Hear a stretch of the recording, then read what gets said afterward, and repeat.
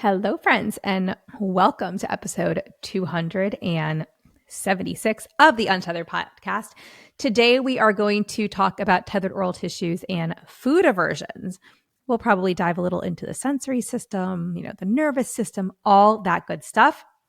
This episode was totally inspired by a Instagram live that I was just a guest on, and I wanted to bring it here to the podcast because I think there was so much good information to discuss. So get ready. We're going to dive deep into this today.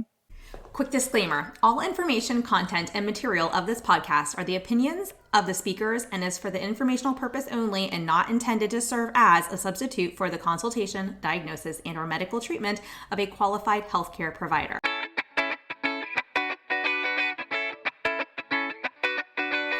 Welcome to the Untethered podcast. I am your host, Hallie Bulkin. I'm a certified myofunctional therapist, feeding specialist, podcaster, business owner, and mentor.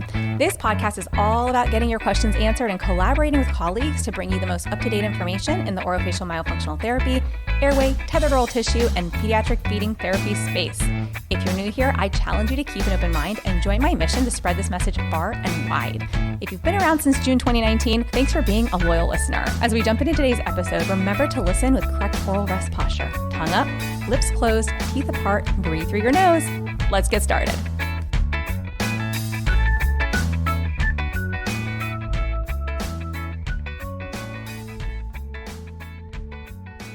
Okay, so where do we even begin? I think that there are some gaps in knowledge when it comes to understanding the connection between things like the sensory system and, kids who get the title of sensory processing disorder, and not necessarily title. I would argue it's more of a symptom. It's not an official diagnosis in the ICD, sensory processing disorder, but it's a very real thing, right? It is a very real thing that people experience and children that we're working with, right? And so between that and ultimately like where we see it come into play with tethered oral tissues, that's where I want to focus, because there is definitely an impact of tethered oral tissues on feeding, on eating. And I do think that this is a conversation that we need to dive into. So when a child is tongue-tied, right? The tongue will struggle to move food around the oral cavity, around the mouth effectively for chewing, for prepping that bolus to be swallowed, right? And this can lead to things like picky eating, problem eating, refusal of certain textures or temperatures or food colors, or, we see certain patterns, right? We may see, okay, I can't talk, but like, reflecting on my lovely thought process as it unfolds here. Other symptoms that we might see, we may see gagging. We may see the child pushing food out of their mouth. We may even see some pocketing of food in the cheeks, like, kind of like the chipmunk cheeks, right? But basically the restricted tongue movement affects oral motor function, and it makes it a challenge for children to eat. So what is the big problem here? Well, one of the big rules of thumb that I have and that I talk to my team about and that I teach on is we need to make sure that a child is not living in fight or flight 24/7. We need them in rest and digest mode, right? So what is fight or flight? Basically, fight or flight is the sympathetic nervous system, right?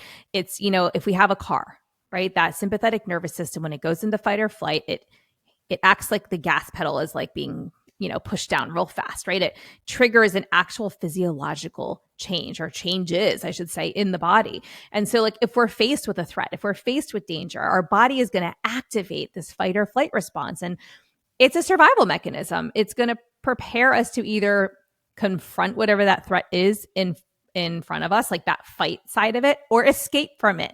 Flight, right? Fight or flight. That's where we get the fight or flight from. What are those physiological changes? Well, our heart rate increases, our blood pressure increases. We have a boost in energy because of the adrenaline, right, that's released. There is also a redirect of blood flow to our muscles and limbs. And so as a result, we become more alert and we're like ready to take action. But does not serve us when we want a child to explore foods and work on chewing and swallowing. We don't want them in fight or flight because our nervous system is basically ramped up in a way that makes us not ready to receive the therapy in front of us, to explore new foods, to explore new senses and smell, senses. By that, I mean how things smell, how things taste, how things feel, et cetera, et cetera, et cetera, right? So ultimately what we want is that child to be in rest or digest. Okay. And so what is rest or digest? Well, let's say there's been a threat, right? The threat has now passed. So our body kind of goes, right? Okay. Big sigh, calm down. We shift into this rest and digest mode. Our body is in a state that is like a relaxed state, right? We are now prioritizing relaxation, healing. Internally, we are very calm. Okay. And so the physiological changes that we see here through the parasympathetic nervous system is like, think of it like that brake. We're like pump the brakes, stop, take a break, going back to that car analogy. We're calming the body, or metaphor, I should say. We're calming the body down. Okay. Our heart rate slows. Right? When you hear me talking like this versus talking like this with the blood flowing and the increased heart rate and blood pressure, like you may even have a physiological response to that. Like people respond to what's in their environment. So if something is exciting and it's pumping you up, right? You're going to have a different response than if I start to talk like this and the breathing slows and the heart rate slows. And now the blood flow is not being redirected to the muscles and like limbs, right? It's now being directed to our internal organs. All of this enhances digestion and nutrient absorption. And it's really, really good because it's a state of relaxation that not only allows our body to recover and repair itself, but it also, in a feeding environment where maybe there's some other anxieties or feelings around food in front of us, if we're in a state of rest or digest, we may be able to handle those new foods that someone's putting in front of us, or handle those oral motor tasks that are being asked of us, handle that heavier load of activity that we're being asked to engage in. If we're in fight or flight, we can't handle that because we are so far gone at that point. We're so far beyond the ability to do something hard, do hard things, that's where we start to lose kids. They shut down, right? They're not ready to receive therapy. So it's really, really important that we figure out how to get a child into rest and digest, help them calm their nervous system down, because we know they're going to have a reaction to certain things. But is that reaction going to be an overreaction? Are they going to be underreacting? Are they going to be not overtly reacting? Are they going to be calm? Are they going to be hyper? Like, what are they going to be really angry that we've put certain food in front of them? Like, we don't know until that happens. But I can guarantee you that if you can figure out how to get a child into a state of rest and digest, we are going to be more successful with getting them to try new things, expand their diet, work on their chew pattern, work on breaking up food down, into that bolus so that it's ready to be swallowed, and so on and so forth, right? And so I want you to remember that like a short-term activation of fight or flight, that's critical for survival. It is a survival mechanism. We need fight or flight, but we don't want to be living there 24/7. And unfortunately, so many of the patients that we work with, the children that we work with, are in a constant state of fight or flight, as if they're running from a tiger at all times, as if they're hitting that gas pedal at all times. Like, think Energizer Bunny at all times, okay? And this can actually create chronic stress, which is really harmful to our health. So I would advise, so you're going, okay, great. Well, how do we help a child get out of this fight or flight? Honestly, I think what we talk about on here all the time is a great approach. One, we're going to want a baseline. So we definitely want that feeding evaluation or the myofunctional therapy evaluation to start. We need a baseline, whether they're starting therapy with us or not right now. We can then tell if the child is ready to proceed, if they do qualify or need therapy, or we will know if they need to be referred to another provider. Some of those other providers may be craniosacral therapists, craniofacial therapists, CFT, CST, osteopathy, chiro, PT, OT, right? There's a number of different avenues, and it's going to depend on one, the child's needs. What are we sending them for and why are we sending them? And two, where are you located? Because sometimes the different professionals in your area that are trained in what your child needs, it could be any of those providers I just mentioned. So it's not always like, oh, just go see a craniofacial therapist or sacral facial therapist or a chiro or a PT or whatever. It's not always obvious which provider we want to see. So that's where it's best to connect with somebody who is working with, from a team approach, some of these providers, and then can refer you to the most appropriate place to help your child, because we ultimately want to help their body find that calm state and then learn how to work with them from that state. Okay. So I think that's a really important thing to mention, because when it comes to feeding, right, beyond that physiological, sympathetic, versus parasympathetic nervous system state, that fight or flight versus rest and digest, state, what can we do?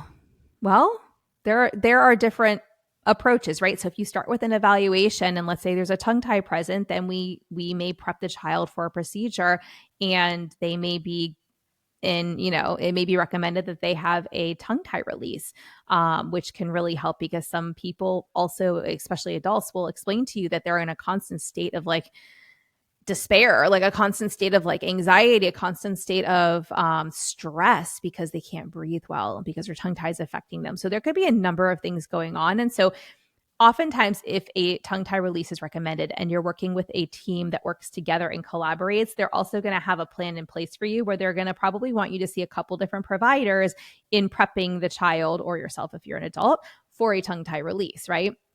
And that's not the point of the podcast today, right? But anybody who rushes in, or anybody who says it needs to be done now, or anybody who says, let's just do a little snip, run the other direction. Okay. Now, the other thing too that's really important is you cannot separate the sensory and the motor systems. Even though they are taught that way, they're taught in silos, they're sometimes treated in silos. Sensory and motor go hand in hand. So with that, we need to be addressing both.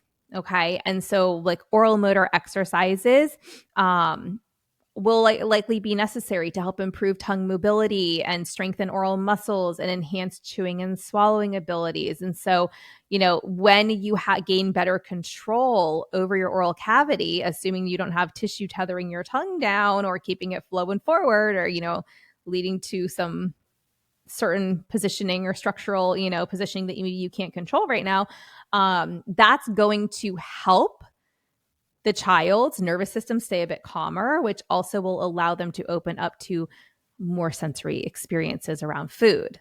All right, you see how this is kind of working? And then I have big rules around this, right? So obviously you can do gradual like introduction with foods, and there's different approaches. And some people will say, oh, food chain, or, oh, you kind of like a, approach where you play with the food and whatever.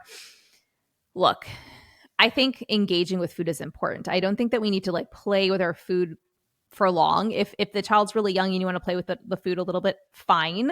But at a certain point, let's do functional activities that bring the food back to the purpose of it, which is eating the food, right? So we're not forcing it, but maybe they're going to the store and they're picking the food out with you and they're putting the food in the grocery cart. Maybe, they're picking something up and smelling it and you're going, I wonder which one smells better. Do you think we should get this one or this one? Let's smell them. Yeah, which one do you think? And then they smell it. Okay, they just brought it close to their face with no expectation of eating it. But do you see how they're interacting with the food in a functional way? They're not just like, we're not just putting it on a table and dipping something in it and then building a structure out of it and then never eating it. I'm just saying. I don't think there's anything wrong with, again, maybe playing with it a little bit, but we've had kids come to our practice who have been playing with food for literally a year in therapy, and they've made absolutely no progress bringing that food to their mouth. What are we doing? Like, that's not functional. So that's where like the introduction, right? There needs to be the introduction of foods need to have some kind of a strategy behind it. And we are driving the ship here with the strategy. The child is obviously going to respond the way they respond, and we are going to respond to that, right? We're never going to pressure. We're never going to force. We're never going to coerce, right? We're going to keep it a very positive experience at all times. However, we can be very strategic with how we bring the food into their environment, right? So maybe they help us cook, or maybe they make a smoothie with us, right? They see everything that goes in. I am very much so not about like hiding a lot of things. Like if we're talking a couple little like drops of some kind of a supplement and you're hiding that, fine. Medication, okay, fine. But if we're talking, if your child really won't take that stuff and they really need it, fine. But if we're talking actual foods, like just hiding foods within other things where the kid is not even aware they're eating them is not going to actually help them. Like I get that the point of trying to get nutrition into a child's body, but if we actually want the sensory system to develop and to start to welcome in and accept more foods, the child has to be aware that they're eating said foods. Okay. So just wanted to put that out there. But grocery shopping and, being playful with how you pick the produce is great. Grocery shopping and then bringing that home and having the child in the kitchen while you cook. Maybe they're just sitting on the other side of the counter, then having your child help you chop the veggies or prep the stuff, or having the child, put stuff into the dish that you're making, or having them stir it. These are all really positive experiences because one, it teaches them how to cook, something that I really hate doing, but my kids enjoy it. And two, it involves their sensory system in a very rest and digest way where they're not going to have a big response. And if they are having a big response and your child's not in feeding therapy yet, please call an SLP or OT to do a pediatric feeding assessment, sensory oral motor feeding assessment, because we don't want children gagging or vomiting or having these really negative experiences around foods. Food should be a positive, pleasant experience because we need it to nourish our bodies, right? There's a actual biological need, a physiological need, right? So just wanted to throw that out there. And I want you just to remember that every child is different, okay? So hopefully this is helpful. I wanted to just dive a little bit into the topic of the sensory system and, like food aversions and tethered oral tissues, because we do get these kids all the time where it's like, my kid was only eating 20 foods. My kid used to eat foods and now they only eat 10. My kid only eats certain types of foods. Well, yeah, we tend to see similar profiles where children are eating like colors that are closer to beige, white, yellow, brown foods, right? Not a ton of proteins. Maybe they're more heavy on the carb and dairy side of things versus like, veggie, fruit, other protein types of foods. They tend to eat things that are highly processed and that easily mash down. Why? Because if we can easily mash the foods, guess what happens? We don't have to chew much. We don't have to work very hard. If our tongue's not able to move around our mouth, what are we going to opt for? We're going to opt for the foods that are easier to break down, that we feel safer eating. Even if they may not be of the most nutritional value, that's just it's a learned response. We've learned these foods are safe, okay? And a child is always going to pick something that is safe over something that feels scary, that puts, right? If they're going to choose something that keeps them in rest and digest over something that puts them in fight or flight. Okay. And then people will come to me and say things like, but my child like is really picky and only eats like 15 foods, but like, I think they're fine because like they choose steak or they eat hard carrots. Like, why do they do that? I hear this all the time. Sometimes if the child really likes the taste of something or they like the experience of eating it, they may work extra hard to eat that food and try and break it down because they enjoy it. And so they're highly motivated. Okay. But when they're not highly motivated, in many other instances, let's say the grilled chicken and other harder foods to eat, that's where they're like, nope, not happening. Like that sends me into fight or flight, right? But this keeps me in rest and digest, right? So, and I know I've said it on the podcast before, but there is a difference between grilled chicken and like chicken nuggets, right? Chicken nuggets are basically pre-chewed food. It's been a long time since I've said that, but it needs to be said again. Sorry for that image, but it's food that's already broken down and like formed back into a little nugget, right? And then cooked, like spreading on the outside and cooked, whether it's gluten-free or not, whether it's organic or not, it's the same across the board in terms of the texture, right? And the consistency. And that's why kids like it. The texture and consistency is consistent and it's easy to break down, especially for those who have an issue with chewing. And so I know I've done this before, but we get this question all the time, all the time. So I will spend just a moment explaining chewing patterns, right? Because I think that it's important to understand that chewing is what preps food to swallow, right? And so basically we bite and crush food. You take a bite, your teeth come together, it breaks the food down into smaller pieces. The incisors, our front teeth, right, help with biting the food off. The molars and premolars help to crush and grind the food. While then the food moves across our tongue, mixes with saliva. The salivary glands release saliva as you chew. That saliva has an enzyme like, amylase, for example, that starts to break down foods like carbohydrates, as an example. And then that moistened food forms a soft bolus, okay? That ball of chewed up food that's ready to be swallowed, and it should be on the center of your tongue.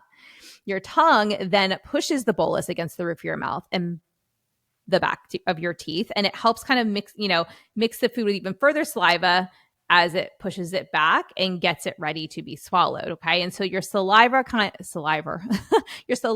of acts as like a lubricant, if you will, and kind of, encases the bolus, makes it easier to swallow. And there are enzymes in saliva that continue to break the food down.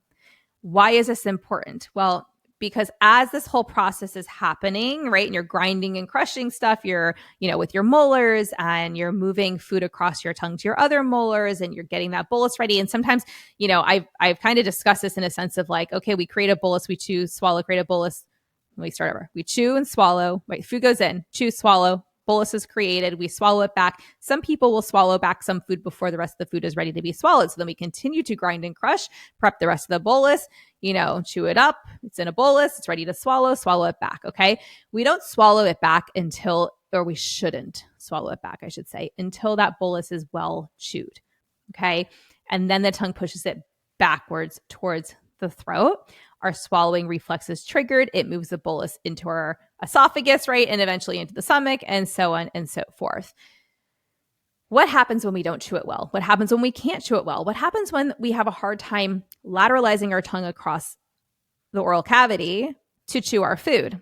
Well, we mash it or we munch it. So we either mash it between our tongue and our palate, or we munch it between the back molars, and our jaw goes in an up and down motion, right? We don't have that circular rotary motion that we should have with the jaw. And we don't have what I described before with the food going across the tongue and mixing well with saliva to break down, the enzymes break the foods down. It gets it ready to be swallowed. It basically, that saliva acts as like a lubrication around the food, around the bolus, and in the bolus to basically help make swallowing easier. When this is not happening, we see kids actually swallowing pieces of food. So they might be chewing that carrot. They may be chewing that steak or even bread products or other items. But if they're not prepping it properly, they're swallowing whole chunks. That's going to impact digestion. So then we have to ask, is the kid constipated? Does the kid have tummy aches? Does the kid have a distended stomach? Does the child have like issues with bowel movements beyond like that are maybe different than constipation? Like what is going on? Because when we start to look at these things, that starts to go back. We start to look back into the window into all of this, which is what is happening in the mouth. And that is why my recommendation when there are feeding aversions and there are maybe tethered oral tissues that play like tongue ties, lip ties, there's an orofacial myofunctional disorder at play. The mouth is open. We're mouth breathing. The tongue is low and forward. It's not up on the palate where it should be, and so on and so forth. That's why I recommend we start with a feeding or myo evaluation, because that is going to give us insights into all of this. And it's going to help put us on the right path or trajectory towards helping the child. And then those food aversions that we have can be addressed, or those food aversions that may be starting to occur, further ones can be prevented, right? We can start to work on bringing food back into the diet or slow the elimination of further foods. So highly recommend a feeding evaluation with a pediatric SLP or OT who is also trained in myo. And so A great place a resource where you can search for these individuals is pediatricfeedingtherapist.com. You might have to put the www in the front of that, but that is a resource. We've had over 2,000 SLPs and OTs. Actually, I think close to 2,200 at this point. We've got more going through the course right now that have gone through Feed the Peds, and they've learned about this. And many of them have also gone on to take further education in the myo space, which we are working on a myo directory as well, specific to just myo for those who are maybe not in the feeding realm, but who are doing myo, have taken our myo course, who are getting certified through the Certified Myofunctional Therapist CMT that we offer as well. That's where you'll want to look. Okay. And if, I always invite people, if you can't find somebody on pediatricfeedingtherapist.com, reach out to me at Hallie Bulkin on Instagram, because I can, ask some colleagues and see if there's anybody in your area if you're having a hard time finding somebody. I hope this is helpful. If you have more questions on tethered oral tissues and food aversions or the nervous system and the likes, let me know. But hopefully this was helpful, enlightening, and all the things. I'll talk to you guys soon. Thanks for listening to this podcast. If you found value in this episode and want to hear more of these TOTs, airway, and feeding related episodes, be sure to leave a review on Apple Podcasts and share this episode on your social media platforms. You can access free resources and all I offer at HallieBulkin.com or pop over to @HallieBulkin on Instagram to get all the latest updates.